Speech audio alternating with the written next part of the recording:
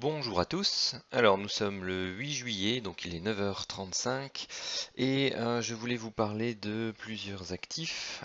Tout d'abord, je vais peut-être revenir un peu sur la nouvelle crypto qui se mine via le smartphone, donc elle s'appelle Pi, c'est le site minepi.com, donc je voulais remercier ceux qui s'étaient inscrits et qui tentent l'expérience.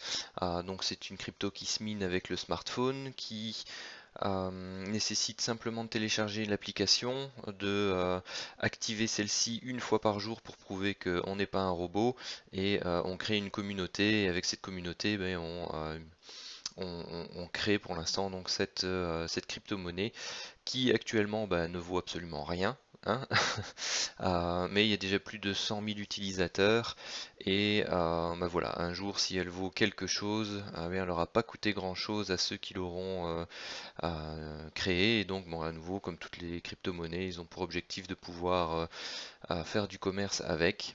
Voilà, donc pour ceux qui m'ont rejoint, je les remercie et ceux qui trouveraient ça intéressant et qui voudraient me rejoindre, il suffit de télécharger donc l'application et de vous inscrire avec le code LANOG, donc en un seul mot, donc LA2N2OG, et comme ça vous ferez partie de mon cercle de mineurs. Voilà, passons maintenant aux analyses. Alors, on va parcourir aujourd'hui le Dow Jones, le Bitcoin, l'USD mexicain, le dollar index, le gold, le WTI, le GBP NZD et l'euro NZD. Donc tout un programme. Je vais essayer de faire ça assez rapidement et on va commencer par le Dow Jones. Alors au niveau du Dow Jones, voici mon décompte principal donc sur le 10 000 ticks.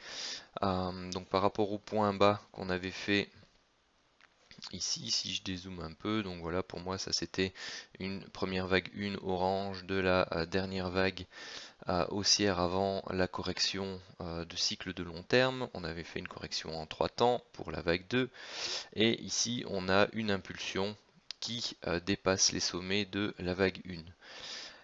Alors pour le moment, compte tenu de la structure actuelle des prix, la manière dont je la considère, c'est qu'on a fait une vague 1 bleue ici, sa correction vague 2, une vague 3 étendue, sa correction vague 4, et une impulsion ici pour une vague 5, qui donne donc la première vague impulsive de la vague 3 orange entre parenthèses.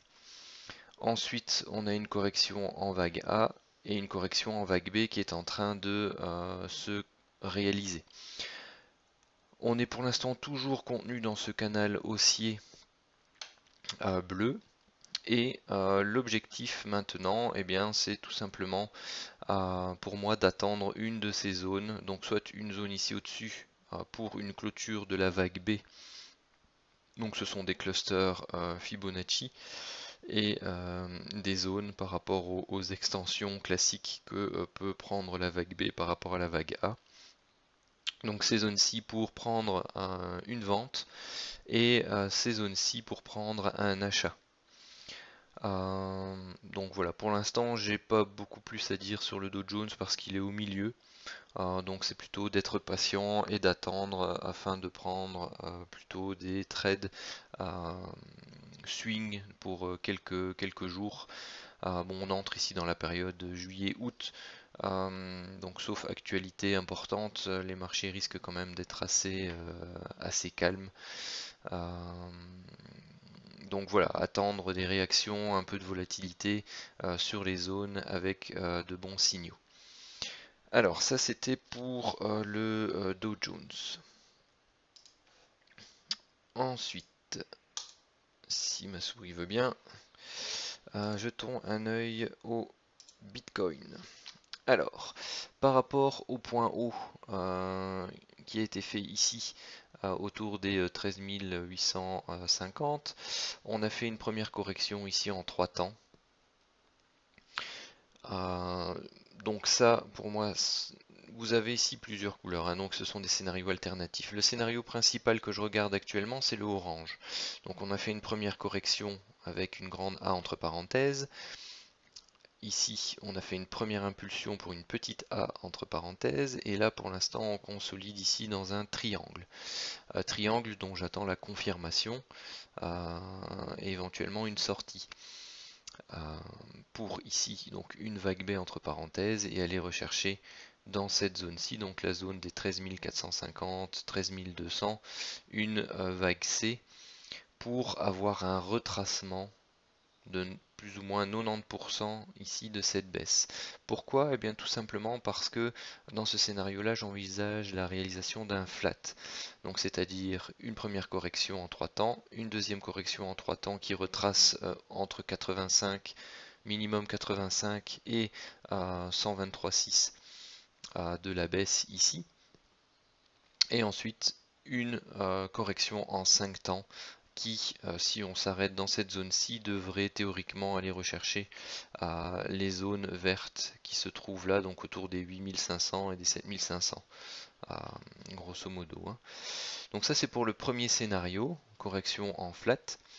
Le deuxième scénario, c'est l'alternative ici en noir, donc c'est-à-dire qu'ici on n'est pas en une vague A mais plutôt une vague 1, et que là on travaille un scénario en petit a, petit b et petit c pour former ici une vague 2 noire avant de reprendre la tendance haussière et de repartir. Donc ça nécessite une cassure du triangle par le bas, de venir rechercher une zone allant entre les 10 760 et les 10 400 pour ensuite repartir pour une vague 3 noire.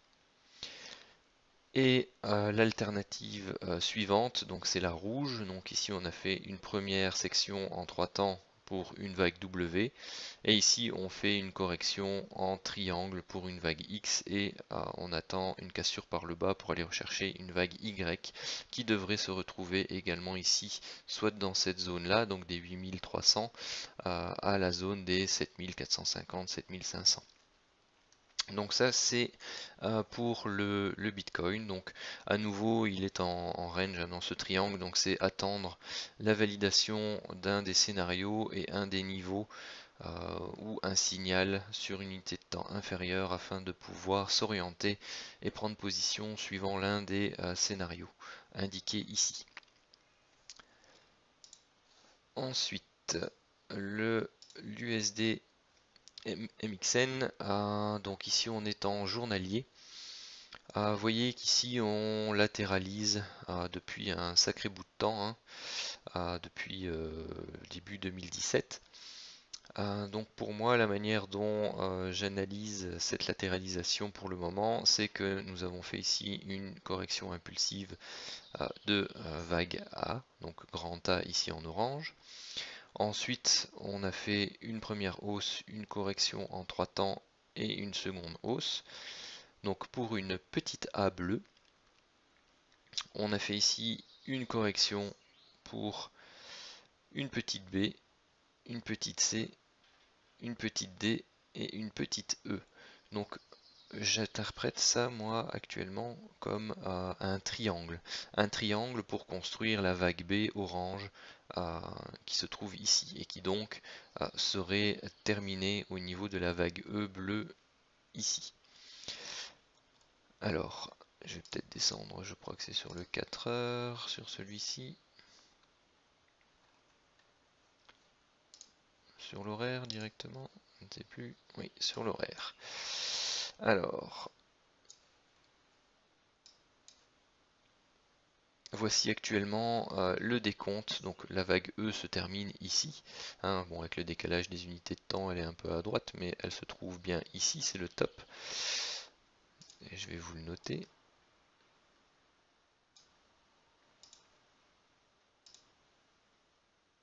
Hop. On a une première impulsion pour une vague 1, une vague 2, une vague 3, une vague 4 et une vague 5 qui note une potentielle vague 1 ou A bleu. Ici on a une correction en 3 temps, A, B, C, qui retrace 38,2% de la baisse que l'on vient de décompter. Ce qui moi me paraît pour le moment un peu court, et on a un gap ici à combler. Et donc on a pour l'instant encore une phase qui pour moi reste corrective. Pourquoi? Tout simplement parce qu'elle est relativement peu pentue.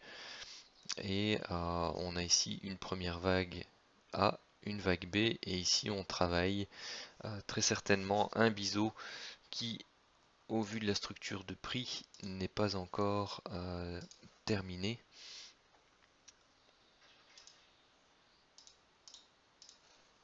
Hop. Et qui demande très certainement d'aller rechercher encore un nouveau plus bas avant de reprendre la hausse pour aller rechercher au minimum la zone des 19,35, 19,40 pour la vague Y. Donc mon objectif à moi c'est d'essayer de rentrer en position sur une de ces deux zones-ci. Maintenant si on vient à casser directement ce point bas-ci, donc les 18,89, c'est que eh bien, tout simplement cette correction-ci en ABC a permis déjà de faire la vague 2 ou B et que l'on vient déjà entamer la phase de la vague 3. Maintenant moi ce qui m'embête c'est que comme vous le voyez bon, on est très peu impulsif. Ça peut se produire dans le cas où on a une série de vagues 1, 2, 1, 2 et où là à ce moment là il faut qu'on décroche de manière assez forte, sinon ce scénario de fin de vague 2 bleu ici ou B ou fin de vague 3 eh bien prend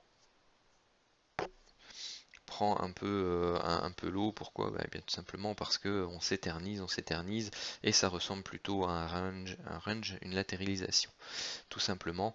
Et on pourrait très bien avoir fait peut-être alors la petite baie bleue ici et vraiment une latéralisation avec juste un double bottom ici pour la vague C, et puis on peut repartir et on repart dans notre séquence à chaque fois ici en 3 temps comme vu précédemment avec des A, B et C. Et alors le triangle hebdomadaire vu en orange n'est pas encore terminé. Donc voilà, moi ce que j'attends c'est éventuellement un signal haussier pour prendre une petite position pour aller rechercher cette zone-ci et faire le retournement sur cette zone. Si ça se passe pas comme ça, eh bien je resterai tout simplement à l'écart en attendant une reprise un peu plus claire du scénario. Ensuite, le dollar index qui est ici. Alors celui-ci, je ne l'avais pas analysé, donc j'en ai fait l'exercice ce week-end. Donc par rapport au plus haut qui a eu lieu ici en juillet 2001, on observe clairement une structure en 5 temps. Donc vague 1 entre parenthèses orange, la 2, une impulsion en extension pour la vague 3, un flat en extension pour la vague 4 et une vague 5. Ici, on a clairement une impulsion en 5 temps pour une première vague correctrice, donc la vague A, la grande A entre parenthèses, une correction en 3 temps pour la vague B entre parenthèses, et ici une vague un peu plus étendue, longue, pour une vague C entre parenthèses qui vient rechercher les 61,8% de correction de la grande baisse. Donc ici on a donc le canal correctif ABC. Et ensuite, à partir de la C, qu'est-ce que l'on a? Hop. Eh bien, on a tout simplement ici une impulsion de nouveau en 5 temps pour une vague 1 et on a ici une correction. Oui, vous voyez que elle commence à prendre une orientation un peu, une hausse et puis tout d'un coup, hop, un aplatissement. Et on travaille actuellement ici la zone des 61,8% de cette baisse-ci. Alors, c'est une structure qui n'est pas évidente à travailler au niveau Elliott. Pourquoi? Parce que vous voyez, hein, c'est assez plat, ça zigzag dans tous les sens. Mais donc ça m'a intrigué, c'était un petit challenge, donc je l'ai analysé comme suite. Donc vous avez ici une structure en 5 temps pour avoir une vague A, une correction en 3 temps, 3 temps et 3 temps, donc une correction complexe pour la vague B.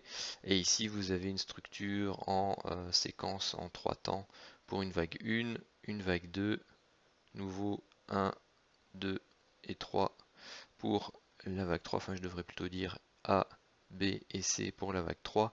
Et ici, on vient de faire A, B et C pour la vague 4.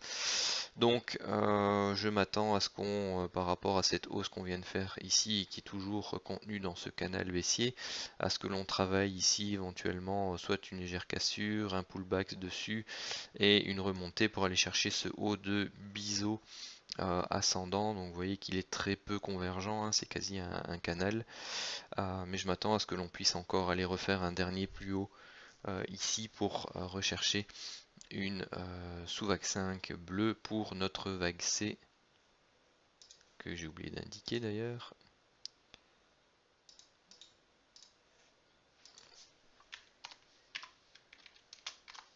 Hop. Vague C bleue qui terminerait ici la structure pour une vague 2. Ce qui donnerait 1 dollar encore haussier pour le moment, pour les quelques jours ou quelques semaines à venir, donc avec des séances de fluctuation, donc correction, reprise de hausse. Et ensuite l'attente de la baisse du dollar.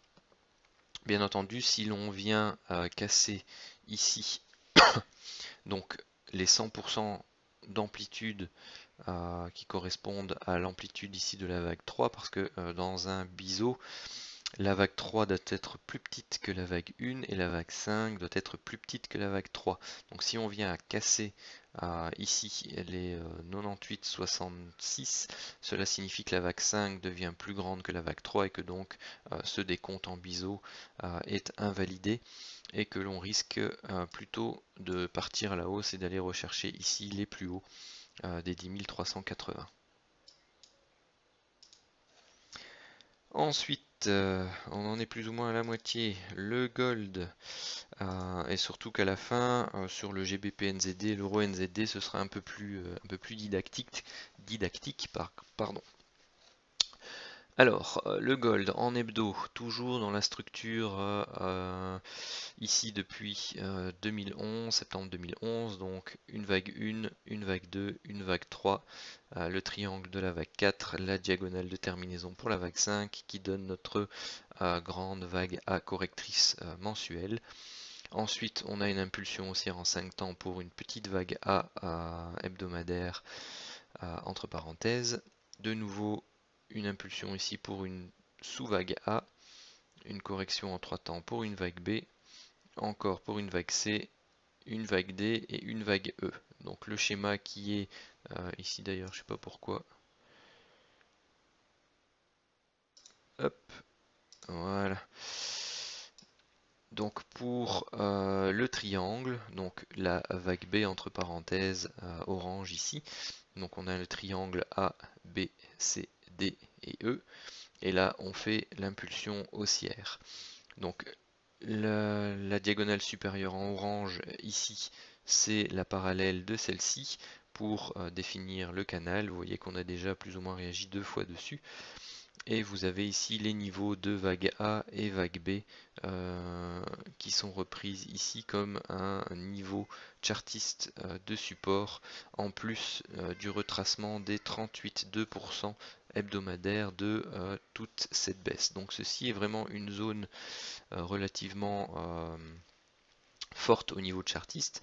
Donc vous voyez que on l'a cassé, on a déjà fait un pullback dessus. Il reste sans doute encore un peu de potentiel haussier.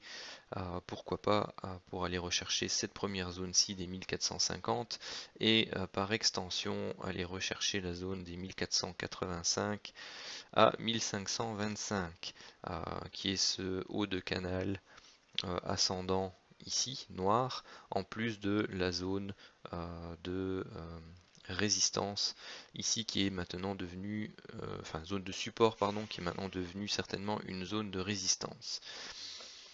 Je pense que c'est en H4 ici, c'est ça. Donc voilà le décompte en H4 que j'observe pour l'instant. Donc par rapport à la vague B qui se termine ici, donc on a une première hausse, une vague 1 verte, sa correction vague 2 verte, une hausse en 5 temps pour la vague 3 verte, et ici pour l'instant on corrige. Donc est-ce que l'on va réaliser un triangle? Pourquoi? Parce qu'on fait A, B, C, A, B, C, et pour l'instant on fait une vague, une correction, une vague. Est-ce que l'on va poursuivre en faisant un flat, donc en faisant une sous-vague 1, sous-vague 2, sous-vague 3, sous-vague 4, sous-vague 5 pour aller rechercher cette zone-ci et repartir, ou est-ce qu'on va continuer à chaque fois en 3 temps, donc c'est-à-dire ici une vague A, B et C, et ensuite reprendre A, B, C pour faire un triangle et ensuite exploser. Donc ça, il va falloir l'observer durant les prochaines heures. Ensuite, après le gold, le WTI. Alors, le WTI, si je le reprends, c'est en journalier ou en hebdo? Je ne sais plus, c'est en journalier.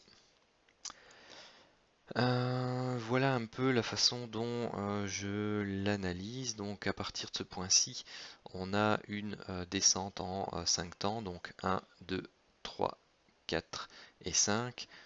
On a une correction haussière en 3 temps, 1, 2, 3, donc c'est plutôt en A, B et C.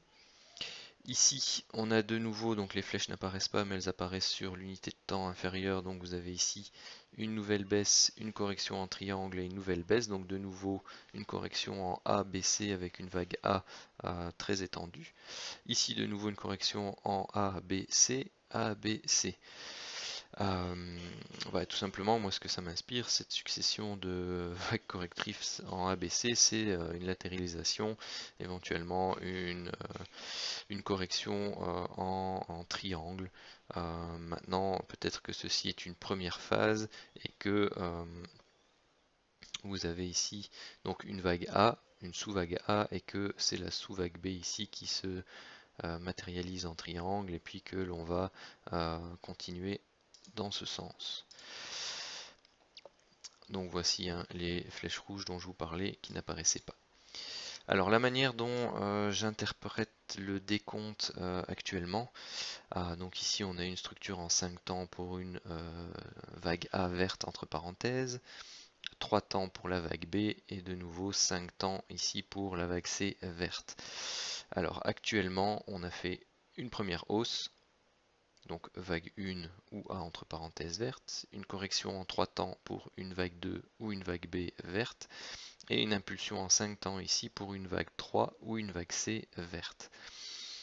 Ici, pour moi, on a une structure en 5 temps, donc pour une sous-vague 1 ou une sous-vague A mauve, donc horaire, hein. Et puis là, pour l'instant, on corrige dans un canal très peu pentu. Pour l'instant, c'est du 3 temps. La question est de savoir jusqu'où va nous mener ce canal, cette correction haussière-ci. Donc elle peut éventuellement encore nous amener jusqu'au 58-50 et éventuellement redonner un signe de réintégration du canal noir qui est ici. À ce moment-là, ce sera un premier signe où on peut vendre et éventuellement rechercher une baisse pour corriger de manière un peu plus profonde, voire aller rechercher des nouveaux plus bas par rapport au 5 juin ici.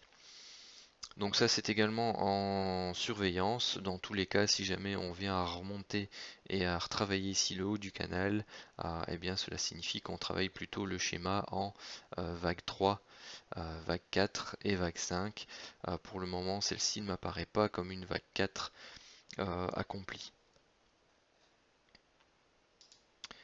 Après le WTI, ben, on arrive au GBP NZD. Alors, la partie un peu plus didactique sans doute, parce que j'ai pas poussé le décompte sur mes graphiques, donc c'est fait en live. Donc vous voyez qu'ici pour l'instant, en mensuel, bon, pas grand chose à dire, c'est le momentum est au-dessus euh, de sa ligne 0, il est légèrement baissier après avoir fait une hausse. Souvent ce qui est observé, c'est que quand ça se passe comme ça, eh bien on ralentit un peu et puis on repart, hein. On a vu la même chose ici par exemple, on est monté, on a ralenti, histoire de reprendre son souffle et on est reparti. Donc vous voyez, ça correspond, on est monté, on a ralenti et puis on est reparti. Donc ici pareil, on monte, on ralentit, la question de savoir c'est est-ce que on va repartir à la hausse. Ensuite, voilà le cadrage en hebdomadaire. Donc on a eu une forte baisse ici, probablement assez impulsive, donc en 5 temps. Est-ce qu'on vient de marquer un dernier plus bas et là est-ce qu'on s'attaque à une première phase euh, de hausse, une correction légère avant de repartir? Ça c'est la question. Je n'avais pas.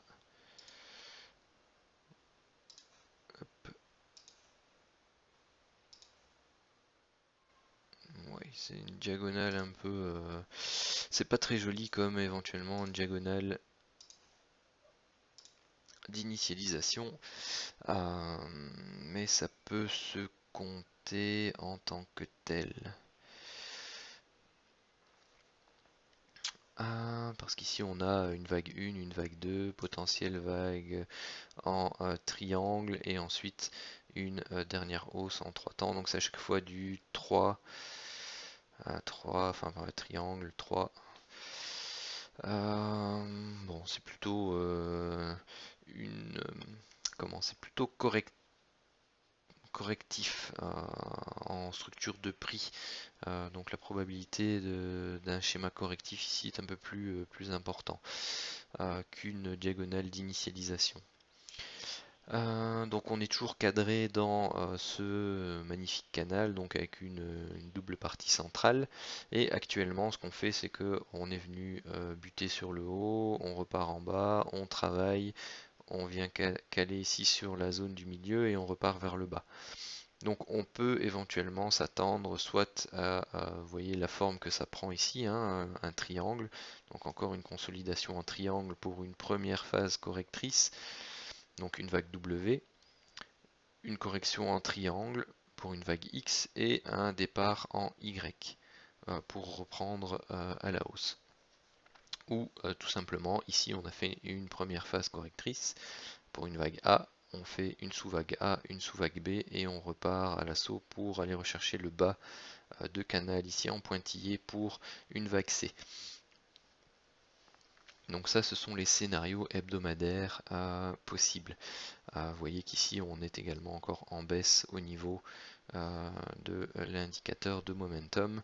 À voir un peu ce qu'il nous indique dans les semaines à venir. Ensuite, en journalier, là on voit clairement ici la structure impulsive en 5 temps, la structure correctrice en ABC. Et ici, on est parti pour une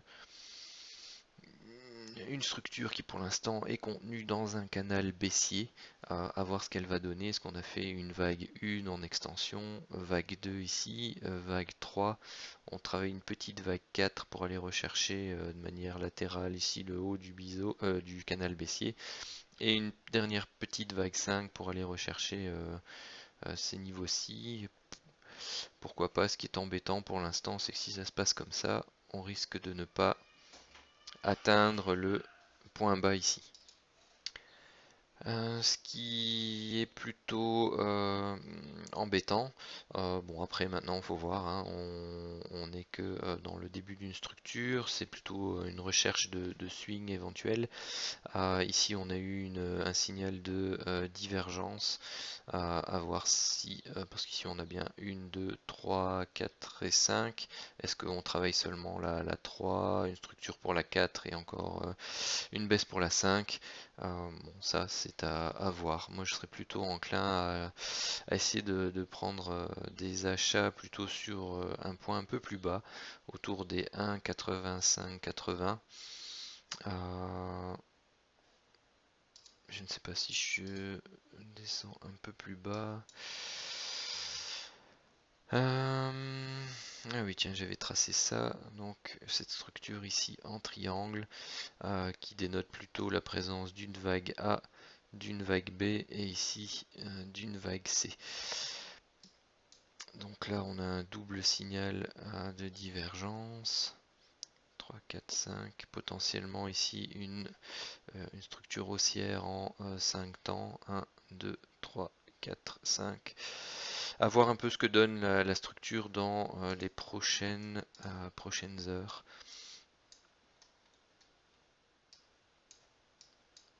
Ici. Ok, parce que ça ressemble pour l'instant plus soit à une diagonale d'initialisation en extension pour une 1, 2, 3, 4 et 5. Ici on fait une première A, une B, une C et si ça se passe comme ça sur l'horaire, un achat sur la zone. Sur une zone ici pourrait se faire avec un stop donc ici en dessous pour aller rechercher un début de correction haussière, voire la touchette du canal ici autour des 1,90-70. Donc ça c'est le plan pour le GBP NZD.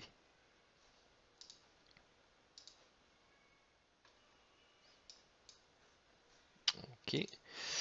Ensuite, le dernier actif, l'euro NZD. Alors, allons le voir en mensuel. Alors ici, qu'est-ce que j'avais vu? C'est qu'on a fait une première phase baissière, donc pour laquelle j'ai tracé le Fibo ici en marron. On a fait une première hausse où on est venu rechercher les 38,2 de cette correction.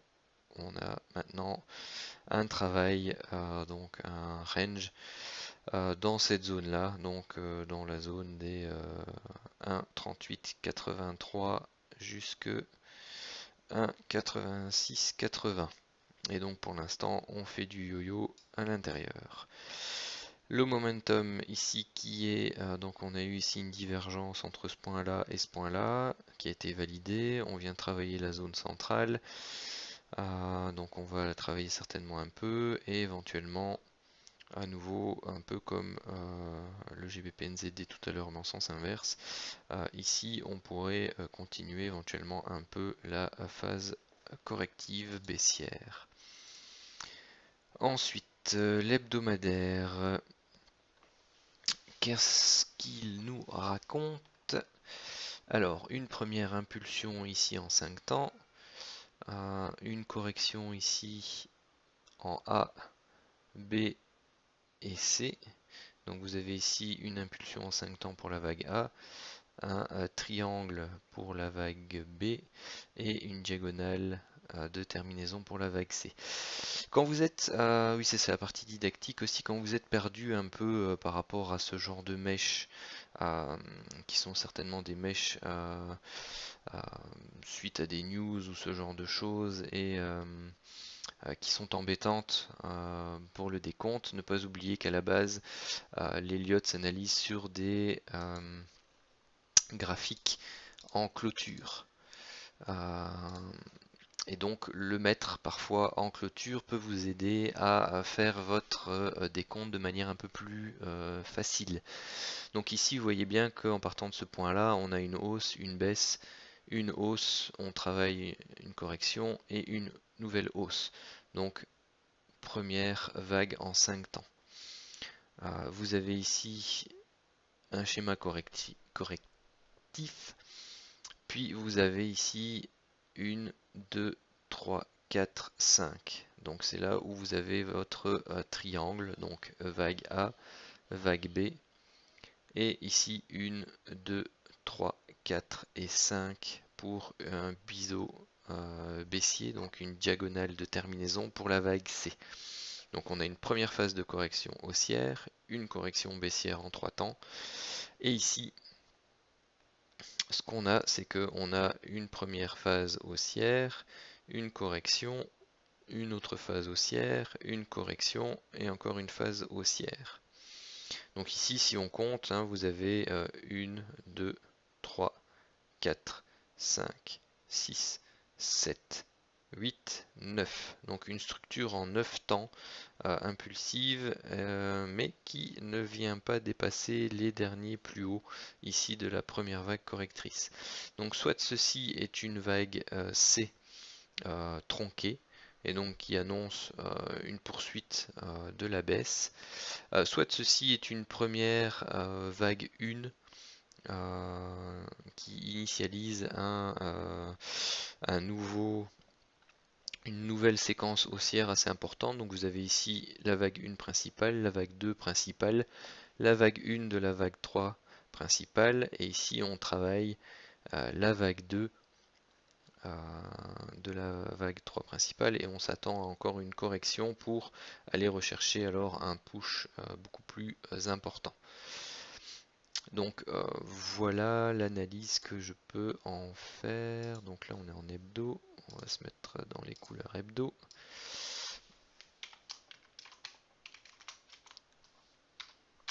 On va noter ça comme ça, donc une vague A ou une vague 1.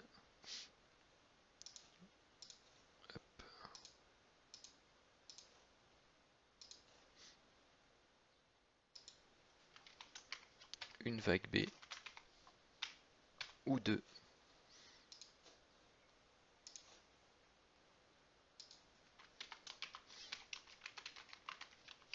Une C tronquée ou une vague 1, 2, 3.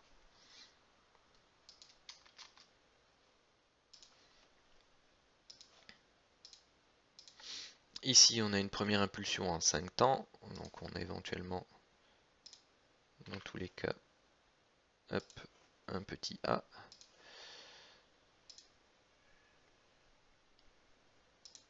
Vous avez ici une hausse, une baisse et une hausse en 5 temps, donc un petit B. Et maintenant, on a eu ici donc la cassure. Donc vous voyez ici, hein, on peut avoir un canal aussi. On a eu la cassure de ce canal, on a la cassure du dernier plus bas, une impulsion. Donc éventuellement, on peut prendre soit de position maintenant à la vente avec un stop ici au-dessus, soit attendre une structure en 5 temps qui se termine, une correction en 3 temps, si jamais elle remonte plus haut, hein, parce que la première structure en 5 temps peut descendre beaucoup plus bas, remonter ensuite et repartir. Donc en fonction, donc ça c'est un swing, donc c'est pas non plus compte tenu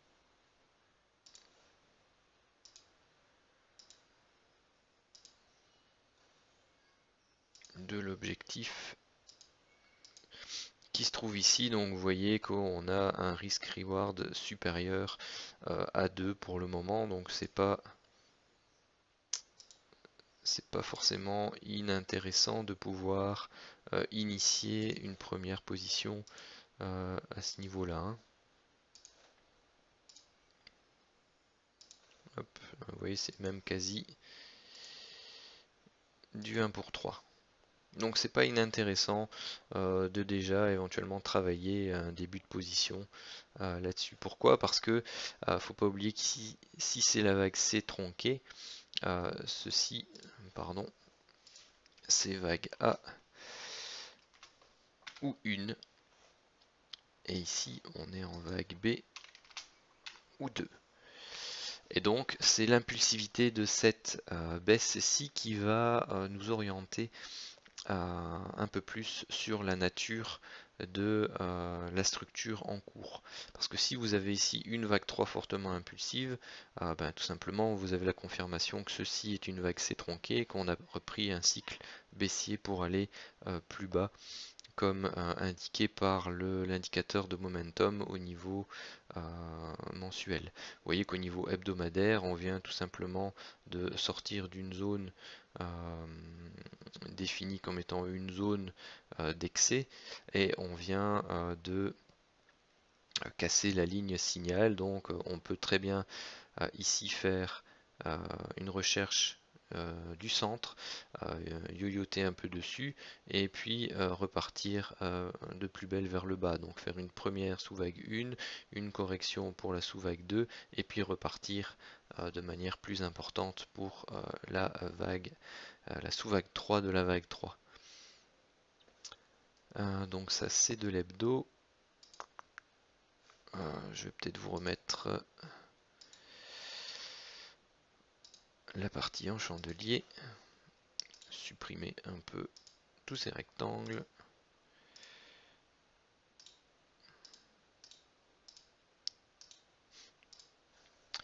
Et vous tracez le canal de la structure actuelle. J'aime bien le faire de temps en temps avec des fourchettes d'Andrew. Pourquoi? Parce que ça permet de voir un peu aussi les zones où on peut potentiellement avoir une réjection au niveau central pour des sous-vagues. Tout simplement. Et puis ça matérialise beaucoup plus rapidement le canal également. Donc vous voyez hein, ici, à ce niveau-là, on avait notre vague B, on avait la sous-vague 1, sous-vague 2, sous-vague 3, sous-vague 4. Vous pouviez tracer votre diagonale ici, donc vous aviez la double base du canal. Ici, bon, elle a été cassée à ce niveau-là, donc c'était un signal qui signifiait que la phase haussière ici était terminée. Vous voyez qu'on est venu casser le plus bas, on travaille la zone ici, et puis on a envie de reprendre un peu de plus belle pour la baisse. Ici, on a ce qui s'apparente à une étoile du soir, donc vous avez une bougie, un doji ici, donc il n'y a pas forcément de gap entre les deux, et vous avez une bougie de même amplitude que la première qui vient casser même les plus bas, donc elle est même plus forte, qui annonce le retournement à ce niveau-là. Donc vous aviez ici une première bougie qui hésite et là début de semaine et bien tout simplement on tend dans les premières heures à essayer de contrer cette bougie d'hésitation, éventuellement peut-être aller rechercher ici les 1,65 40. Alors qu'est-ce que l'on a en journalier? D'accord, donc ici on fait une vague 1, une vague 2. Est-ce qu'ici on a fait la vague 3, on a fait A, B, C pour la vague 4? Est-ce qu'on continue à yoyoter, à faire un plus bas et justement à remonter? C'est ce qui nous intéresse. Alors sur le 4 heures,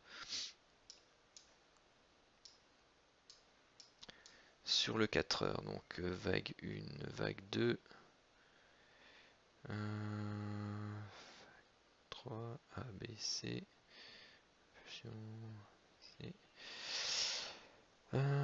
Donc on reste dans le canal. Donc ici, peut-être directement descendre au niveau de l'horaire, ce sera un peu plus simple.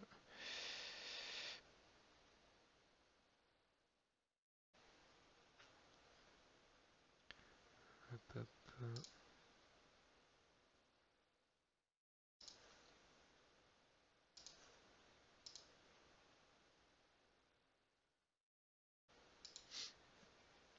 Ok, donc on est venu retaper ici le haut du canal. Qu'est-ce que l'on a ici au niveau de la structure? Une hausse, une baisse, une hausse, une baisse, une hausse. Donc ça ressemble ici déjà à du 5 temps. Donc on a probablement fait ici la vague 1, la vague 2, la vague 3, correction complexe pour la vague 4 et ici la vague 5. Donc là, ce que l'on a actuellement, pour moi, hop, je vais le mettre en mauve, qui est ma couleur pour l'horaire. Donc pour ceux qui sont sur le chat de Vamfibo, hein, ce sont les couleurs que l'on utilise sur le chat pour que tout le monde ait les mêmes références. Donc voilà pourquoi j'utilise ces couleurs. Donc on a ici une première impulsion en 5 temps pour une sous-vague A. On travaille ici la correction de la sous-vague B et on va rechercher la sous-vague C pour notre vague 2. Donc là je trace mes Fibo. Hop. Non, il veut pas.